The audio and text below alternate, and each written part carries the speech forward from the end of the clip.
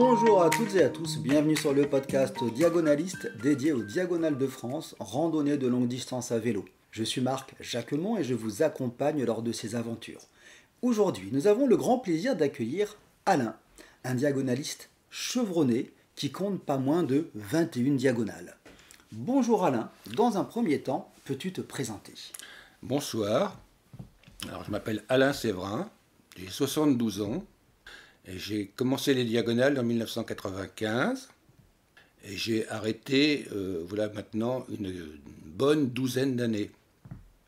Donc tu as fait tes 21 diagonales en un temps assez réduit. Quelle était ta première diagonale?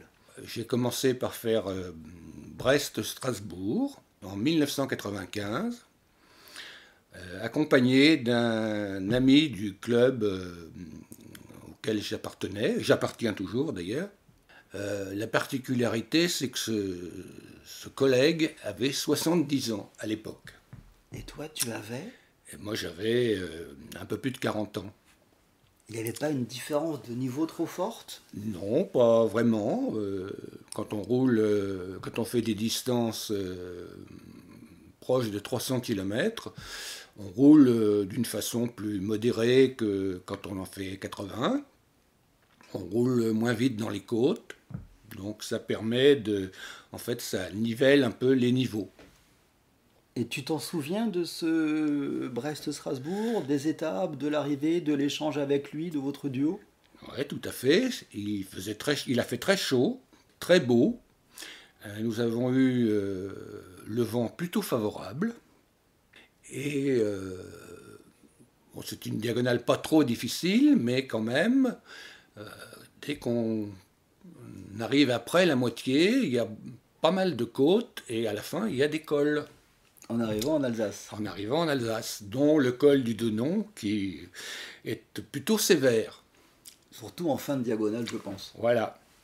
Première diagonale, Brest-Strasbourg. Tu en as fait 22. C'est que ça t'a plu. Qu'est-ce qui t'a plu? Je pense que bon, le goût de l'aventure, déjà, de la découverte, de changer un peu, de voir ce qu'il y a à voir dans certaines régions, aussi bien la Bretagne que la Savoie, les Alpes, c'est quelque chose qui est agréable à découvrir. Et je pense que à l'époque, j'aimais bien, j'aime toujours bien d'ailleurs, cet attrait pour la découverte et toujours voir un peu plus loin que mon clocher. Quand on parle de découverte et que tu fais 21 diagonales, donc il y en a que tu as fait plusieurs fois. Oui. Tu prenais le même chemin ou tu changeais de route? Non, j'ai rarement fait une diagonale, refait une diagonale en faisant le même parcours. Sauf entre Brest et Perpignan, où, on en parlera peut-être tout à l'heure, j'ai eu le plaisir d'emmener deux amis, 2 fois de suite. Et en général, on prend à peu près le même parcours pour faire Brest-Perpignan. On passe, il y a des villes qui sont presque incontournables. Le pont de Saint-Nazaire, par exemple, et Toulouse. Et tes 21 diagonales, tu les as faites combien tu en as fait en solo et combien en accompagnement des gens d'ailleurs? Alors, j'ai fait ma première accompagnée et j'ai fait à Sray 4 diagonales accompagnées par Myriam, une amie du club, et Jean-François, que tu vas avoir l'honneur d'interviewer tout à l'heure. Il me semble qu'une de tes caractéristiques aussi, c'est que tu dors, tu bivouaques, tu réserves pas d'hôtel. Quand je suis tout seul. Quand tu es tout seul. Voilà. Oui, j'ai pris l'habitude de partir un peu comme ça à l'aventure, tout en préparant mon itinéraire quand même à l'avance, et de m'y tenir, ce qui est maintenant plus facile avec les GPS. Pour vraiment, quand on part comme ça sur les grandes étapes, c'est un outil qui a considérablement changé la pratique. C'est beaucoup plus tranquille, on est beaucoup moins stressé que quand il faut chercher son itinéraire. C'est beaucoup plus facile. Une anecdote, j'ai par exemple traversé, j'ai fait Strasbourg-Brest Strasbourg-Brest, sans sortir une seule fois la carte de France. Voilà, comme quoi c'est quand même pratique. Ouais, tu gagnes du temps. On gagne du temps. Ça évite les erreurs. Voilà, en plus, oui. Quand tu parles de Strasbourg-Brest, tu as fait en 95 un triangle, il me semble. Quand on dit un triangle, ça veut dire Brest-Strasbourg, Strasbourg-Perpignan, Perpignan-Brest, donc 3 diagonales d'affilée, ce qui fait à peu près 3000 km et quelques en un peu moins de 12 jours. Comment tu fais? Tu fais une première diagonale, tu te reposes quand tu arrives à la fin de la première et tu repars pour la deuxième? Comment ça s'est passé? Alors c'était en 2003. J'ai toujours fait... je faisais comme je faisais d'habitude, c'est-à-dire que je préparais mes itinéraires d'une façon normale, avec un découpage d'étapes normales, c'est-à-dire entre 280 et 300, en rapport avec la difficulté du jour. Je bivouaquais toujours aussi. J'ai gardé cette habitude assez longtemps, ce qui laisse une plus grande latitude dans la journée pour pouvoir s'arrêter, se reposer et arriver plus tard. J'ai toujours pris l'habitude de partir à 4 heures, après de faire un arrêt, une pause méridienne, comme on dit souvent, à midi, et de manger au restaurant le soir, de trouver une pizzeria ou un petit restaurant, et de continuer à rouler le soir, après. Longtemps après le restaurant, tu faisais... Pas forcément, mais des fois faire 20, 30, 40 km. C'est de rouler jusque presque la tombée de la nuit. Parce qu'en général, je faisais mes diagonales au mois de juin ou au mois de juillet. Et quand tu bivouaquais, tu t'arrêtais où? En pleine forêt, en ville, en périphérie? Alors, au début, je m'arrêtais un peu n'importe où. L'expérience venant, après, j'ai préféré m'arrêter pas forcément dans les villes, des fois dans les villages, et ça va peut-être vous surprendre, mais souvent dans les cimetières. Parce que dans les cimetières, il y a de l'eau, on peut se laver, enfin en général on est plutôt discret, et il y a plein de cimetières où il y a des abris, parce qu'il ne fait pas toujours très très beau, même au mois de juin. Et le fait de bivouaquer, donc j'imagine que tu n'avais pas de matelas gonflable, tu étais à même le sol. Comment tu gérais ton confort pour récupérer assez bien d'une journée à l'autre? Le matériel a considérablement évolué depuis les années 97-98. Et aujourd'hui, on trouve des matelas pneumatiques ultra légers, des duvets pareil ultra légers et des sursacs. Bon, ça fait que quand on conjugue ces trois éléments, on arrive à avoir un confort relativement agréable. Relativement oui, agréable. Permettait de récupérer. Ça permet de récupérer, de ne pas dormir dans de très mauvaises conditions. Mais les cimetières, c'est presque c'est un plus par rapport à ce que je faisais au début. Ok, donc tu as de l'eau et tu avais un petit réchaud, tu buvais un café? Non, jamais. Le problème de plein de diagonalistes, c'est justement entre le moment où on se lève, où on part le matin, et la première ouverture de café. Donc c'est ce qui est un peu compliqué à gérer, ça. Ça me semble difficile, vu de ma fenêtre, de bivouaquer, de repartir pour 300 km, etc.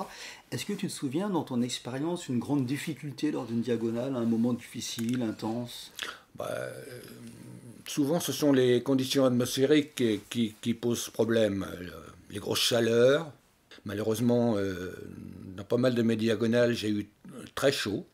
Et en plus, on peut, quand on est un peu fou, passer dans des endroits un peu bizarres, dans des cols notamment. J'ai fait quelques cols comme ça dans mes diagonales, notamment quand on fait Brest-Menton, on peut, si on a un peu d'imagination, on peut trouver des cols intéressants. Je ne vais pas vous énumérer les cols qu'on peut faire, mais j'en ai fait quelques-uns. Après, quand j'ai fait des diagonales accompagnées, après les années 2005-2007, on a essayé de faire des parcours plus raisonnables. Voilà. Quand on emmène des gens pour la première fois en diagonale, il faut être Voilà, je pense qu'il faut... Le terme de raisonnable est assez approprié. Est-ce que quand tu parles de col, est-ce que sur un Brest-Menton, tu allais passer par la Bonnette, par exemple? Par exemple. Bon, et d'autres, mais il y a d'autres cols dans le Massif central qui sont moins réputés et qui sont aussi plus sévères que Restefond ou la Bonnette. Et j'ai notamment essayé de refaire ce que faisait le Coyote, qui est un diagonaliste bien connu, qui avait un itinéraire assez particulier pour faire Brest-Menton, et qui coupait le massif central dans son entièreté, et qui passait par des endroits pas commodes et pas faciles. Donc j'ai vécu cette expérience, et c'était assez piquant. Tu viens d'évoquer le Coyote, Patrick Plenne, personnage emblématique parmi les diagonalistes et les cyclotouristes. Est-ce que tu l'as croisé ou jamais? Eh bien, oui, une anecdote un peu particulière. J'ai croisé Patrick Plenne plusieurs fois, et une fois, presque devant ma maison. Alors j'étais un peu surpris, parce que j'étais en voiture, je l'ai croisé, et j'ai mis au moins 30 secondes à réagir que c'était Patrick Plenne. J'ai fait demi-tour, et je me suis arrêté, mais je l'ai arrêté. Et je lui ai dit, mais où est-ce que tu vas? Et il m'a dit, il faisait une centre-régionale. C'est-à-dire que c'est les organisations qu'il avait mis au point et qui partaient du centre de la France et qui allaient dans tous les points cardinaux autour de la France. Voilà, je l'ai rencontré dans d'autres occasions, mais celle-là est assez rigolote. Est-ce que en quelques mots, tu peux nous dire qui était Patrick Plenne? Bon, il faudrait beaucoup de temps pour parler de Patrick Plenne. C'était il a fait énormément de vélo. Il a fait vraisemblablement autour d'1 million de kilomètres en vélo. Il passait sa vie en vélo. Il a inauguré beaucoup d'organisations, les centrionales, les rayons qui partaient toujours du centre de la France. Et il a fait, je ne sais pas combien de fois, le Tour de France. C'était un personnage assez singulier qui couchait lui aussi à la Belle Étoile, dans des conditions beaucoup plus rustiques que les miennes, et qui mangeait très peu, voire pas assez. Voilà. Ça, dans l'image que j'en ai, c'est qu'il mangeait des biscuits et il roulait 300 ou 400 km et il dormait dans les bois. Voilà. Gros personnage mythique, avec son livre qui s'appelle Coyote mon vôtre. Est-ce que tu as fait beaucoup de diagonales en solitaire? Tu disais avant que tu en as partagé notamment avec des néo-diagonalistes, notamment tu m'indiquais Myriam sur plusieurs diagonales. Comment ça se passe de partager une diagonale avec quelqu'un qui fait sa première diagonale? Ça, c'est une très belle expérience. Bon, quand on part tout seul, c'est assez facile et assez simple. Quand on est à deux, déjà, ça demande une plus grosse organisation. Ça demande aussi d'être plus attentif à ce qui se passe autour de soi, à être à l'écoute du partenaire. J'avoue qu'avoir vécu une expérience très intéressante et très agréable, plusieurs fois, puisque j'ai fait 3 diagonales avec Myriam, toujours très bien passé, malgré des conditions parfois de météo parfois un peu chaotiques, notamment Dunkerque-Menton avec beaucoup de pluie sur la première étape. Une expérience aussi intéressante avec Jean-François Brosseau sur Brest-Perpignan, qui lui était gaillard déjà, d'un très gros niveau pour faire des diagonales, donc j'étais moins à l'écoute. Mais l'expérience avec Myriam a été pour moi très enrichissante et m'a beaucoup plu. C'était agréable. Pourquoi? Voilà. Parce que tu dois t'occuper de quelqu'un d'autre? Non, c'est pas penser qu'à toi ou parce que tu es en échange avec? Ouais, c'est plus un problème d'échange. Je crois que c'est... Bon, on sent, quand on part comme ça, on se sent un peu responsable de l'autre, ce qui est logique. Mais c'est surtout le plaisir de partager. C'est un peu le but les échanges, le partage, et c'est ce qu'il y a d'agréable et de positif. Pour moi, c'est une très belle expérience. Comment tu préparais tes diagonales tant mentalement que physiquement? Bon, je pense que j'ai toujours beaucoup roulé toute l'année, du 1er janvier au 31 décembre. Bon, je pense qu'il faut déjà avoir l'habitude de rouler, de pouvoir faire 100 km sans problème, même au mois de janvier. Après, la préparation, ça peut être des brevets, en rallongeant les distances. Puis après, partir plusieurs jours, 2, 3 jours. Bon, c'est une excellente préparation. Ou faire des brevets de 600, par exemple. En général, je faisais ça relativement souvent, voire tous les ans. Bon, je pense que c'est suffisant. Enfin, pour moi, ça a toujours été suffisant pour être à l'aise sur les diagonales. T'en faisais en moyenne combien par an des diagonales? 2 par an. 2 par an. Pas tous les ans, mais souvent 2. Parce que j'ai fait ça dans un espace relativement court quand même. Est-ce qu'avec les diagonales, tu as appris des choses sur toi-même? Bah, toujours, je pense que c'est le côté un peu enrichissant de la chose, c'est que je pense qu'on arrive à maîtriser un peu la douleur, à maîtriser la soif, la faim. Des fois, on a des fringales plus ou moins importantes. La difficulté parfois à trouver à manger, à trouver des boulangeries, à trouver boire des cafés le matin.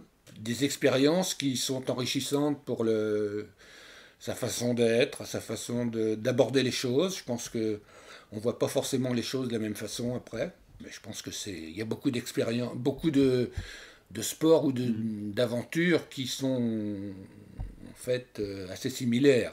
Le fait d'être seul comme ça est bon, à la fois pratique et à la fois pénalisant. Il faut savoir faire la part des choses et avoir le côté le plus favorable de tout ça.